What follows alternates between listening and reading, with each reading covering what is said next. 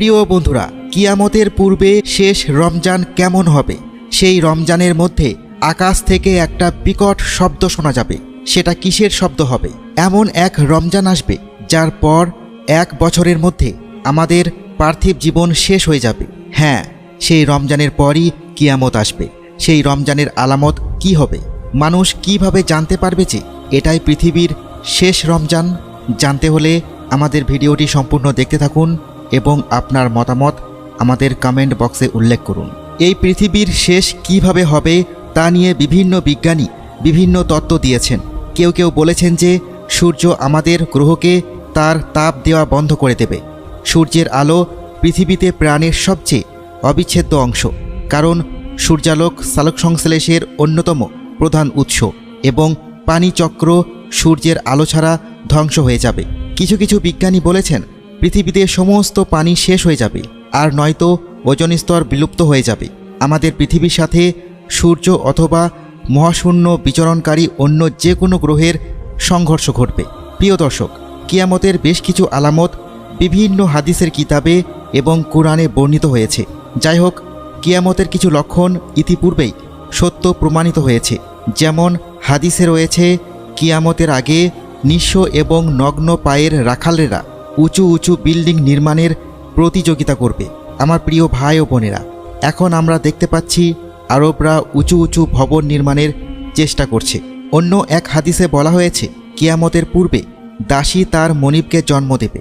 এখন আমরা দেখতে পাচ্ছি উন্নত বিশ্বের অনেক দেশে সারোগেসি খুবই সাধারণ বিষয় হয়ে দাঁড়িয়েছে, যেখানে ধনী লোকেরা তাদের সন্তানদের জন্ম দেওয়ার জন্য একজন মহিলাকে ভাড়া করে। একবার নবী মোহাম্মদ সাল্লাল্লাহু আলাইহি ওয়াসাল্লাম বলেছেন, কিয়ামতের আগে জিনা ব্যাপক হয়ে যাবে। কিছু মুসলিম দেশসহ বিশ্বের অনেক দেশগুলোতে জিনা ভাইরাসের মতো ছড়িয়ে পড়ছে। আস্তাগফিরুল্লাহ। আমার প্রিয় ভাই ও বোনেরা, আমাদের অবশ্যই এই ভাইরাস থেকে নিজেদের রক্ষা করতে হবে। আল্লাহ আমাদের এই পাপ থেকে রক্ষা করুন এবং আমাদের ক্ষমা করুন। অন্য আরেক হাদিসে নবী মুহাম্মদ সাল্লাল্লাহু আলাইহি ওয়াসাল্লাম বলেছেন, কিয়ামতের পূর্বে সময়ের বরকত চলে যাবে, সময় অনেক দ্রুত অতিক্রান্ত করবে। এখন আপনি অনুভব করতে পারেন যে আমাদের চারপাশের সবাই অভিযোগ করছে যে সময় কিভাবে দ্রুত চলে যায়।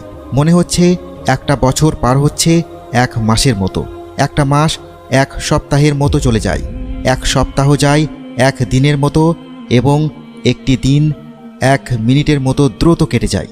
এগুলোর মতোই কিয়ামতের পূর্বে শেষ রমজানের মাঝেও এক নিদর্শন রয়েছে।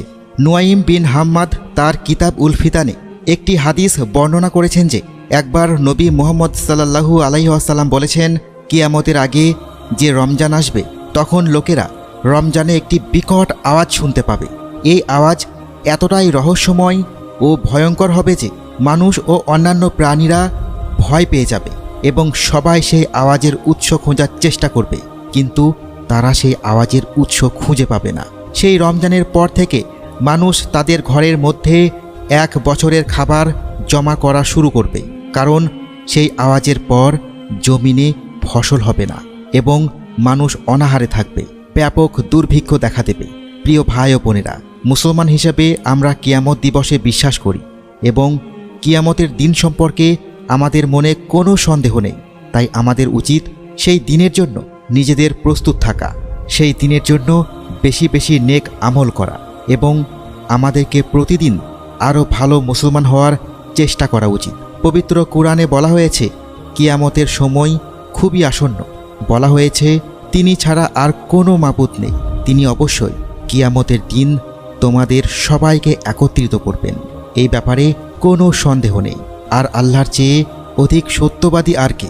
আল্লাহ আমাদের ক্ষমা করুন এবং বিচার দিনে আমাদের লজ্জাজনক কাজগুলো গোপন রাখুন।